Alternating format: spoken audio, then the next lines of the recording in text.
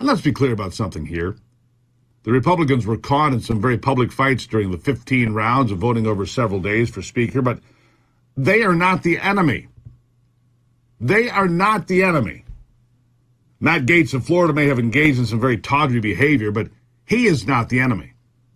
Don Bacon of Nebraska is about as rhino as you can get on some things these days, but he is not the enemy. Marjorie Taylor Greene has been cut out in left field a couple of times, so has Lauren Boebert, to say the least, but they are not the enemy, and neither is President Donald Trump. The former president is not to blame for the direction of the nation today, or the failures of GOP leadership, or the disgraceful behavior of the Democrats in the West Wing today. Those that openly embrace the needs of other nations and illegal aliens over the rights of Americans living and working here, that are fighting for the future, for themselves and for their families. The enemy is socialism.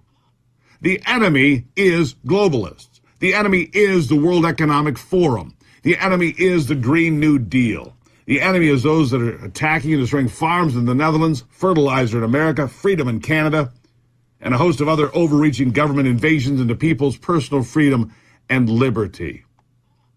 The enemy is a post-America world where China calls the shots, or buys them at least.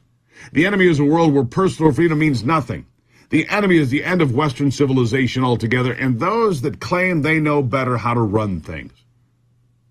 They don't.